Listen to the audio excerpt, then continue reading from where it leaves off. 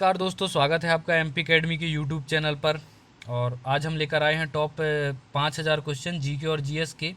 ये इसका पार्ट 8वां है। 7 पार्ट ऑलरेडी अपलोड किए जा चुके हैं। अगर आपने नहीं देखा है तो प्लेलिस्ट में जाके देख सकते हैं। ठीक है, तो 700 क्वेश्चन हो चुके थे। 701 से शुरू करेंगे।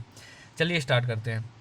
पहला, फिजी द्वीप समूह किस महासागर में स्थित है? तो जो फिजी द्वीप समूह है ये दक्षिण प्रशांत महासागर में स्थित है। नेक्स्ट क्वेश्चन है, ओलंपिक के किसी स्पर्धा के फाइनल तक पहुंचने वाली प्रथम भारतीय महिला कौन है? तो ये है पीटी ऊषा। पीटी ऊषा जो कि उड़न परी के नाम से जानी जाती हैं, ये ओलंपिक के किसी स्पर्धा के फाइनल तक पहुंचने वाली प्रथम भारतीय महिला हैं। फिर है, पंजाब नेशनल बैंक का राष्ट्रीयकरण कब किया गया? तो ये 19 जुलाई 1969 ईस्वी को किया गया था। और ये भी पूछा जाता है कि 1969 में 1969 में कितने बैंकों का राष्ट्रीयकरण किया गया था? तो 14। ठीक है, 14 बैंकों का राष्ट्रीयकरण किया गया था 1969 में।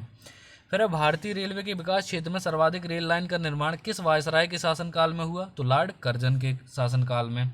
लॉर्ड कर्जन जो कि बंगाल विभाजन से संबंधित है। नेक्स्ट क्वेश्चन हमारा, प्रशासनिक अधिकरण अधिनियम एटीए किस वर्ष लागू किया गया था? तो मोस्ट इंपॉर्टेंट है 1985 ईस्वी में। फिर प्रकाश के तरंग सिद्धांत का प्रतिपादन किसने किया था? तो हाइजेनबर्ग ने किया था। ठीक है, हाइजेन लिखा वहां पर, हाइजेनबर्ग है इनका पूरा नाम, जिन्होंने प्रकाश के तरंग सिद्धांत का प्रतिपादन किया था। फिर वित्त आयोग का कार्यकाल कितने वर्षों का होता है? तो 5 वर्ष का होता है। अपने भारत में वित्त आयोग का कार्यकाल होता है 5 वर्ष का। फिर फोटोन को कितने भागों में विभाजित किया जा सकता है? तो फोटोन क्या है, सबसे पहले तो ये जान लीजिए। तो जो प्रकाश ऊर्जा होती है वो तरंगों के रूप में ना चल के बंडलों के रूप में, ठीक है, ऊर्जा के बंडलों के रूप में चलती है। इन्हीं बंडलों को बोलते हैं फोटान, और इनको विभाजित नहीं किया जा सकता है, यानी कि ये अविभाज्य हैं। ठीक है, तो क्वेश्चन क्या था हमारा कि फोटान को कितने भागों में विभाजित किया जा सकता है? तो किसी भी भाग में नहीं। ठीक है, राइट आंसर होगा किसी भी भाग में नहीं। फिर साइमन कमीशन के द्वारा शिक्षा में हुए विकास की समीक्षा के लिए किस समिति की स्थापना की गई थी? तो ये की गई थी हार्टोग समिति। हार्टोग समिति की स्थापना की गई थी। फिर पैलेस ऑन व्हील्स जो कि अपनी पिंक सिटी जयपुर में चलती है। ठीक है, यूनेस्को में शामिल है ये ट्रेन पैलेस ऑन व्हील्स। इसका नया नाम क्या है? नया नाम पूछा गया है, तो इसका नया नाम है royal oriental express. Royal oriental express नाम है किसका? पैलेस ऑन व्हील्स ट्रेन का। बहुत ही खूबसूरत है, कभी मौका मिले तो जाइएगा राजस्थान। ठीक है, फिर दक्षिण अमेरिका के मूल निवासी को क्या कहा जाता है? तो रेड इंडियंस के नाम से जानते हैं। आप सभी को पता होगा दक्षिण अमेरिका के मूल निवासी जो हैं वो रेड इंडियंस कहे जाते हैं। फिर लड़कियों में मासिक धर्म या ऋतुस्राव चक्र प्रथम बार 12-13 वर्ष की उम्र में होता है। इस घटना को क्या कहते हैं? तो जो लड़कियों में पीरियड्स होते हैं, उस घटना को क्या कहते हैं? तो उसको बोलते हैं मेनार्की। ठीक है, मेनार्की कहते हैं। नेक्स्ट क्वेश्चन है हमारा, 15 अप्रैल 1980 को कितने बैंकों का राष्ट्रीयकरण किया गया? तो 6 बैंकों का। याद रखना, 6 बैंकों का राष्ट्रीयकरण हुआ था 1980 को, और 1969 को 14 बैंकों का राष्ट्रीयकरण हुआ था। फिर भारत सरकार अधिनियम 1935 को अनेक ब्रेकों वाली परंतु इंजन रहित मशीन की संज्ञा किसने दी थी? तो जो 1935 का भारत सरकार अधिनियम है, इसको पंडित जवाहरलाल नेहरू जो कि अपने स्वतंत्र भारत के पहले प्रधानमंत्री हैं, इन्होंने अनेक ब्रेकों वाली परंतु इंजन रहित मशीन नाम दिया था। फिर लेसिकोग्राफी का संबंध किस क्षेत्र में है? तो यह है शब्दकोश संयोजन से। और फिर किस एक भारतीय वैज्ञानिक ने पादपों में जल के लंबी दूरी के अभिगमन का सिद्धांत प्रस्तावित किया? तो वो जेसी बोस ने, यानी कि जगदीश चंद्र बसु ने किया था पादपों में जल के लंबी दूरी के अभिगमन का सिद्धांत। ठीक है, फिर किस मुख्यमंत्री का सबसे अधिक लंबा कार्यकाल रहा है? तो ज्योति बसु का। मुख्यमंत्री पूछा है यहाँ पर तो ज्योति बसु, अगर प्रधानमंत्री पूछा जाता तो पंडित जवाहरलाल नेहरू का था। फिर भारत में किसने सोने के सर्वाधिक शुद्ध सिक्के जारी किए? तो कुषाण शासकों ने जारी किए थे सर्वाधिक शुद्ध सिक्के। ठीक है, फिर अमर सिंह किसके राज दरबार से संबंधित थे? तो वो थे चंद्रगुप्त द्वितीय के दरबार से। जो अमर सिंह हैं वो चंद्रगुप्त द्वितीय, जिनको विक्रमादित्य की उपाधि दी गई थी, उनके दरबार से संबंधित थे। नेक्स्ट क्वेश्चन है हमारा, भारतीय भाषाओं में कौन सी विश्व में अधिकतम बोली जाती है? तो वो है हिंदी। हिंदी बोली जाती है विश्व में। भारतीय भाषाओं में हिंदी सबसे ज़्यादा बोली जाती है विश्व में। ठीक है, फिर लेनिनग्राद और व्लादिवोस्टोक के बीच कौन सी रेलवे है? तो ट्रांस साइबेरियन रेलवे। और आपको पता होगा ये कहाँ पर है? तो ये रशिया में है। ठीक है, ट्रांस साइबेरियन रेलवे लेनिनग्राद और व्लादिवोस्टोक के बीच है। ये याद रखना। फिर जिले का प्रधान राजस्व अधिकारी क्या कहलाता था, तो ये कहलाता था आमिल या अमल अमल गुजार। फिर हल्की सी मुद्रास्फीति किस प्रकार के देशों के लिए टॉनिक का कार्य करती है, तो ये विकासशील देशों के लिए। और भारत की जो अर्थव्यवस्था है वो भी कैसी है, तो विकासशील है, यानी कि हम विकासशील कंट्रीज में आते हैं। एक क्वेश्चन और पूछा जाता है कि जो विकासशील देश होते हैं इनको और किस नाम से जाना जाता है, तो वो थर्ड वर्ल्ड, ठीक है, तृतीय प्रकार के देश, तृतीय प्रकार का विश्व, यानी कि थर्ड वर्ल्ड की संज्ञा दी जाती है विकासशील देशों को। फिर किसने न्यूटन से पूर्व ही बता दिया था कि सभी वस्तुएं पृथ्वी की ओर गुरुत्वाकर्षित होती हैं, तो ये बता दिया था ब्रह्मगुप्त ने। ब्रह्मगुप्त का संबंध उज्जैन से है, मध्य प्रदेश के। नेक्स्ट क्वेश्चन है हमारा, श्रीमद् भागवत गीता जो है, गीता श्रीमद् भागवत किस भाषा में रचित ग्रंथ है, तो ये है संस्कृत में। और ये भी पूछा जाता है कि भगवान कृष्ण से संबंधित कौन सा ग्रंथ है, तो श्रीमद् भागवत गीता है। फिर किस दर्पण को अपसारी दर्पण भी कहा जाता है, तो यहाँ पर थोड़ा सा मिसप्रिंट है, अवतल दर्पण को कहा जाता है, ठीक है। जो अपसारी है, चाहे लेंस हो या दर्पण, दोनों में फॉलो करता है। अपसारी, अपसारी ये क्या करता है, किरणों को बिखेर देता है, पसार देता है, ठीक है। पसारी का मतलब पसार देता है। तो ऐसा कौन सा दर्पण करता है, ये करता है अवतल दर्पण। इस तरह से याद रखना, अपसारी कौन सा हो गया, अवतल दर्पण। तो अभिसारी कौन सा दर्पण हो जाएगा, अभिसारी हो जाएगा उत्तल दर्पण। इसी तरह लेंस में भी फॉलो करता है, उत्तल लेंस जो होता है वो होता है अभिसारी लेंस, और जो अवतल लेंस होता है वो होता है अपसारी लेंस, ठीक है। फिर किस अनुच्छेद में पंचायत के गठन का प्रावधान वर्णित है, तो आर्टिकल 40 में, अनुच्छेद 40 में वर्णित है पंचायत के गठन का प्रावधान। फिर न्यूट्रिनो, ये न्यूट्रॉन नहीं है, ठीक है ना, न्यूट्रिनो है कि खोजकर्ता कौन है, तो ये युकावा है। फिर कादम्बरी और पार्वती परिणय किसकी रचनाएं हैं, तो ये है बाणभट्ट की। बाणभट्ट की जो रचना है वो भगवान शिव शंकर से ही संबंधित है, तो इनको याद रखना, कादम्बरी, पार्वती परिणय, ये सब बाणभट्ट की रचनाएं हैं। फिर महाभारत कितने पर्यों में रचित महाकाव्य, तो 18 पर्यों में। विश्व का सबसे बड़ा महाकाव्य महाभारत, इसको और किस नाम से जानते हैं, जय संहिता के नाम से जानते हैं, ठीक है। तो 8 पर्यों में रचित है। फिर नेताजी सुभाष चंद्र बोस अंतर्राष्ट्रीय हवाई अड्डा कहाँ पर है, तो कोलकाता में है। फिर सर्वप्रथम किस भारतीय उपग्रह से क्षेत्रीय दूरदर्शन सेवाएं प्रदान की गई, तो इनसैट 2A से दूरदर्शन सेवाएं प्रदान की गई थी, ठीक है। फिर फार्म आय बीमा योजना किसके द्वारा प्रायोजित है, तो जो फार्म आय बीमा है ये जनरल इंश्योरेंस द्वारा प्रायोजित है। नेक्स्ट क्वेश्चन है हमारा, हर्षवर्धन का युद्ध एवं शांति का मंत्री कौन था, तो वो था अवंती। जो हर्षवर्धन का युद्ध एवं शांति का मंत्री था वो था अवंती। फिर है श्रीमद् भागवत में किस देव का वर्णन है, तो श्रीमद् भागवत में विष्णु भगवान का है, ठीक है। जब भगवान कृष्ण लास्ट में अर्जुन को दर्शन देते हैं, ठीक है, तो भगवान विष्णु का वो अवतार होता है, ठीक है। फिर सबसे अधिक स्थायी पारिस्थितिक तंत्र कौन सा है, तो वो है वन। फिर बलवंत राय मेहता समिति ने कितने स्तरीय पंचायती राज व्यवस्था की सिफारिश की थी, तो त्रिस्तरीय व्यवस्था, ठीक है।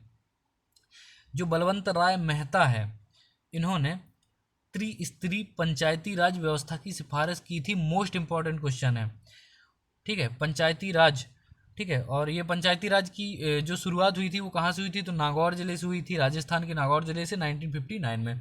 फिर सेब में कौन सा अम्ल पाया जाता है, तो मौलिक एसिड, साइंस वाले पार्ट में पढ़ चुके हैं। फिर जेबुनिसा किस मुगल सम्राट की पुत्री थी, तो औरंगजेब की।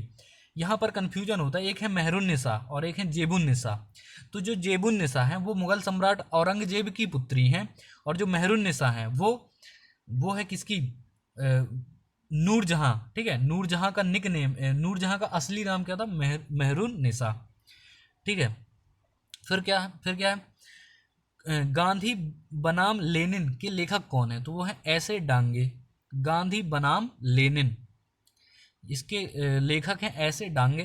फिर पनियान और इरुला जनजातियां किस राज्य में निवास करती हैं, तो ये करती हैं केरल में निवास करती हैं पनियान और इरुला जनजातियां। नेक्स्ट क्वेश्चन है हमारा, कार्ल मार्क्स कहाँ का निवासी था। कार्ल मार्क्स जो कि समाजवादी अर्थव्यवस्था के प्रवर्तक थे, कार्ल मार्क्स ये कहाँ के निवासी थे, तो ये थे जर्मनी के। फिर भारत में बीमा कंपनियों के लिए मुख्य विनियामक प्राधिकरण कौन सा है, तो वो है इरडा, ठीक है, इरडा है। फिर प्रसिद्ध प्रसिद्ध चित्रबाज के चित्रकार कौन थे? तो उस्ताद मंसूर थे। जो प्रसिद्ध चित्रबाज है इसके चित्रकार थे उस्ताद मंसूर। फिर तिहाड़ जेल से संबंधित कृति यह संभव है किसकी रचना है? तो ये किरण बेदी की रचना है। किरण बेदी भारत की पहली महिला है जो आईपीएस हैं। भारत की पहली महिला आईपीएस हैं किरण बेदी, और इन्हीं की रचना है, तिहाड़ जेल से संबंधित है, यह संभव है, यह संभव है, इट इज पॉसिबल। ठीक है। फिर है जवाहर किस फसल की उत्तम किस्म है? तो जवाहर मक्का की उत्तम फसल है। नेक्स्ट क्वेश्चन हमारा 73वां संविधान संशोधन किससे संबंधित है? तो ये पंचायती राज से संबंधित है 73वां संविधान संशोधन। और किस दर्पण को अभिसारी लेंस, तो यहाँ पर भी गलत हो गया है, जो अभिसारी दर्पण है वो उत्तल दर्पण को बोलते हैं। ठीक है। फिर मराठा प्रशासन में गांव के मुख्य अधिकारी को क्या कहा जाता था? तो वो पटेल कहा जाता है। ठीक है। मराठा प्रशासन में मुख्य अधिकारी को पाटिल कहा जाता था, पाटिल या पटेल। ठीक है, पाटिल। अगर आपने साईं बाबा सीरियल देखा होगा तो उसमें गांव के मुख्य अधिकारी को देखना पाटिल कहते हैं। ठीक है, पाटिल। फिर महाभारत का मूल नाम क्या है? तो महाभारत का मूल नाम है जय संहिता, और ये विश्व का सबसे बड़ा महाकाव्य है। फिर जौनसारी, खरवार तथा थारू जनजातियां मुख्यतः किस राज्य में निवास करती हैं? तो ये उत्तराखंड में मोस्ट इंपॉर्टेंट है, जौनसारी, खरवार और थारू। फिर ओलंपिक के व्यक्तिगत स्पर्धा में रजत पदक जीतने वाले प्रथम भारतीय कौन थे? तो राज्यवर्धन सिंह राठौर हैं। रजत पदक पूछा गया है। ठीक है, रजत पदक पूछा जाए तो राज्यवर्धन सिंह राठौर हैं, और अगर स्वर्ण पदक पूछा जाए तो वो है अभिनव बिंद्रा। ठीक है, स्वर्ण पदक अभिनव बिंद्रा और रजत पदक राज्यवर्धन सिंह राठौर। फिर है प्रथम क्षेत्रीय ग्रामीण बैंक की स्थापना किस वर्ष की गई थी? तो 1975 ईस्वी में। मोस्ट इंपॉर्टेंट 1000 टाइम पूछा जाने वाला क्वेश्चन है, ग्रामीण बैंक की स्थापना कब हुई थी?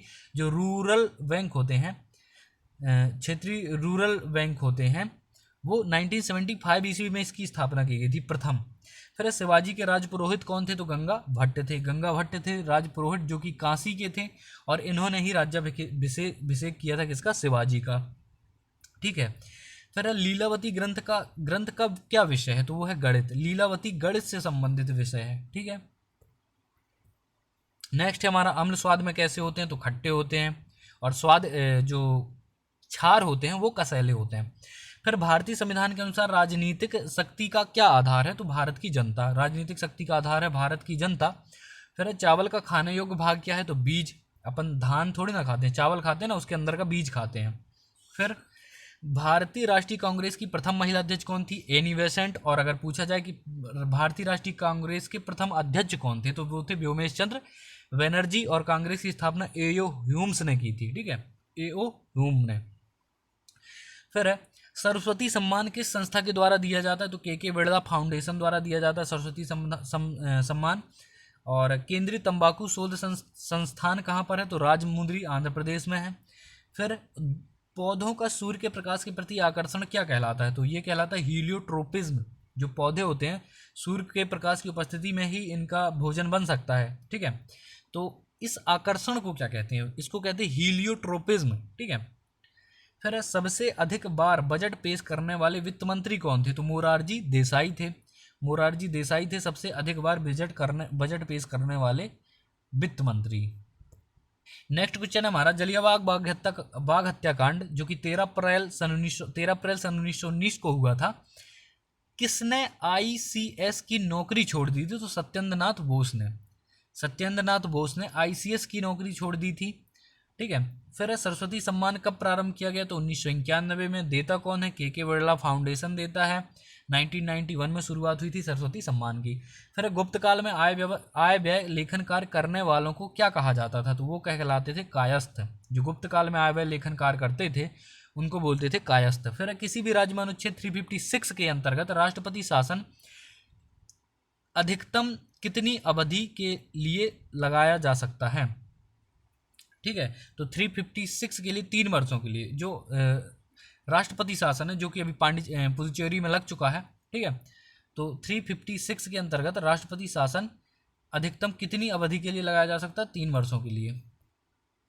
हमारा सोलर कुकर में किस दर्पण का प्रयोग किया जाता है? तो अवतल दर्पण का किया जाता है। ठीक है, जो सोलर कुकर होता है उसमें अवतल दर्पण का प्रयोग करते हैं। फिर यंग इंडिया समाचार पत्र का प्रकाशन अहमदाबाद से किसने प्रारंभ किया? तो ये महात्मा गांधी ने।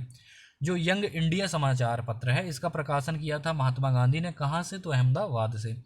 फिर सरस्वती सम्मान के तहत कितनी राशि प्रदान की जाती है? तो सरस्वती सम्मान 15 लाख रुपए दिए जाते हैं। सरस्वती सम्मान 1991 में स्टार्ट हुआ, के बिरला फाउंडेशन ने इसकी शुरुआत की और 15 लाख रुपए की राशि इसमें दी जाती है। फिर विश्व के सबसे लंबे जलमग्न केनियन कहाँ पाए जाते हैं? तो वे बेरिंग सागर में पाए जाते हैं। जो विश्व के सबसे लंबे जलमग्न केनियन है वो बेरिंग सागर में पाए जाते हैं। फिर किस प्रशस्ति में समुद्रगुप्त को पृथ्वी पर शासन करने वाला ईश्वर का प्रतिनिधि कहा गया है? तो प्रयाग प्रशस्ति में। जो प्रयाग प्रशस्ति अभिलेख है इसमें समुद्रगुप्त को पृथ्वी पर शासन करने वाला ईश्वर का प्रतिनिधि कहा गया है।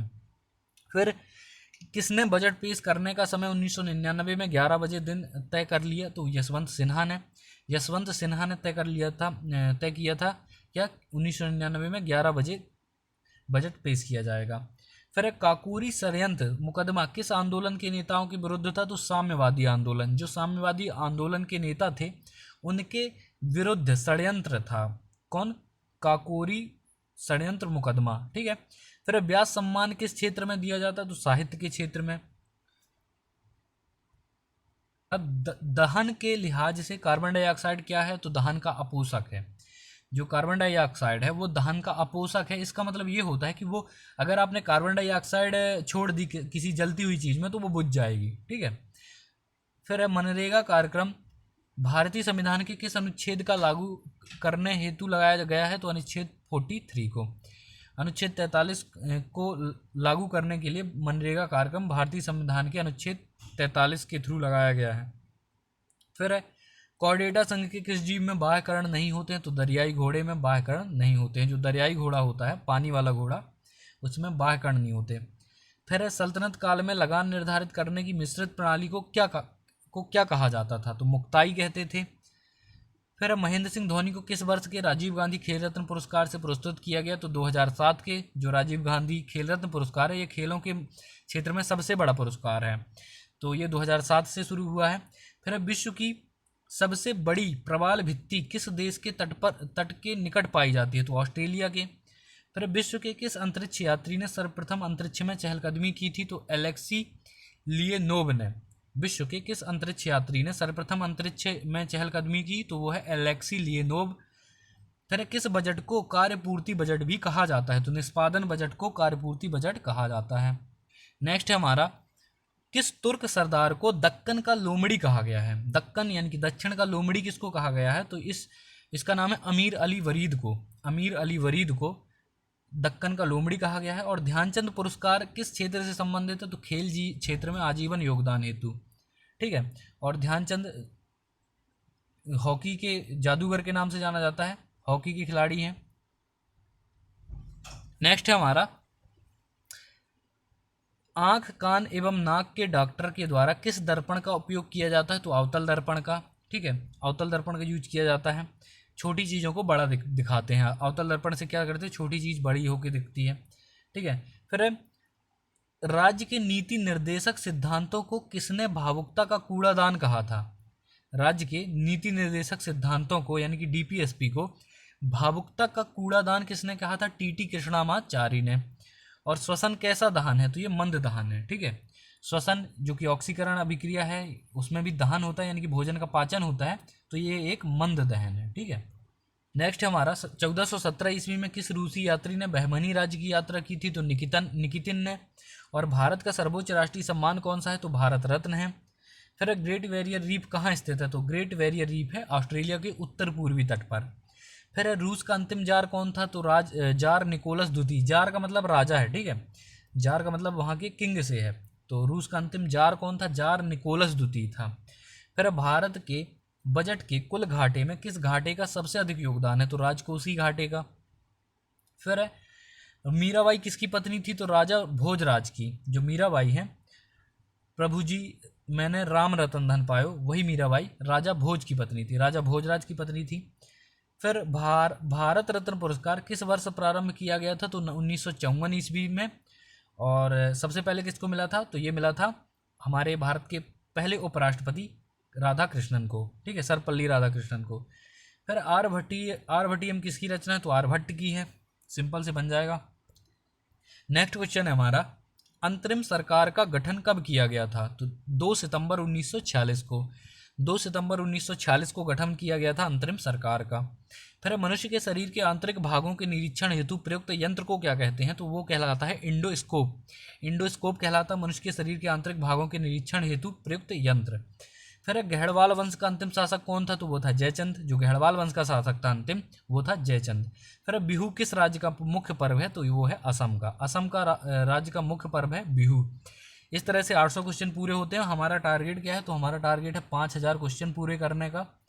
ठीक है, तो पार्ट बाई पार्ट हम आपके लिए लेते आएंगे। ठीक है, शेयर करते रहिए। जय हिंद, जय भारत।